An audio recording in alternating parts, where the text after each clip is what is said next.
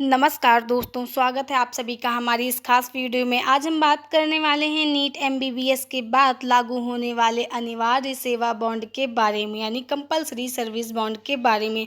तो दोस्तों, सबसे पहले जानते हैं कि क्या है सर्विस बॉन्ड।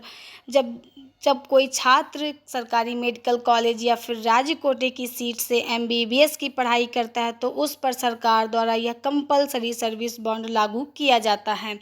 तो दोस्तों, इसका सीधा मतलब है एमबीबीएस की पढ़ाई के बाद गवर्नमेंट कॉलेज या स्टेट कोटा सीट पर छात्रों को कुछ साल तक राज्य सरकार के अंतर्गत ग्रामीण प्राथमिक स्वास्थ्य सेवा केंद्र यानी पीएचसी यानी सीएचसी जिला अस्पताल में काम करना अनिवार्य होता है।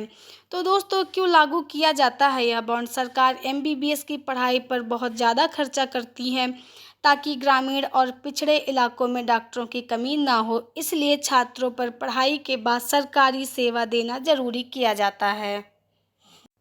तो दोस्तों, यहाँ पर देख सकते हैं कितने साल की सेवा देनी होती है। ये राज्यवार अलग अलग होती है, यानी कुछ राज्यों में 1 साल, कई जगहों पर 2 साल और कुछ राज्यों में 3 से 5 साल तक अवधि भी हो सकती है। तो कुछ यहाँ पर आपको उदाहरण दिखा रहे हैं, जैसे यूपी बिहार में ज़्यादातर 2 साल, महाराष्ट्र गुजरात राजस्थान में 1 से 2 साल, तमिलनाडु कर्नाटक में 1 से 3 साल, कुछ राज्यों में जैसे आंध्र प्रदेश तेलंगाना में 5 साल तक होता है।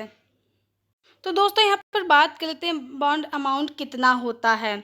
अगर कोई छात्र अनिवार्य सेवा नहीं करता है तो उसे सरकार को जुर्माना चुकाना होता है। यह राशि राज्यवार अलग अलग होता है, कहीं 5 लाख रुपए होता है तो कहीं 10 से 20 लाख और कुछ राज्यों में 40 से 50 लाख रुपए भी हो सकती है। तो दोस्तों, यहाँ पर कुछ राज्यों के उदाहरण आपको दिखा रहे हैं, जैसे उत्तर प्रदेश में एमबीबीएस के बाद 2 साल सेवा अनिवार्य है, नहीं करने पर लगभग 10 लाख रुपए का जुर्माना देना होता है। महाराष्ट्र की बात करें तो 1 साल की ग्रामीण सेवा, यहाँ पर बॉन्ड अमाउंट है 10 से 20 लाख रुपए। कर्नाटक की बात करें तो 1 साल की ग्रामीण सेवा यानी कि और नहीं तो बॉन्ड अमाउंट है 10 लाख रुपए।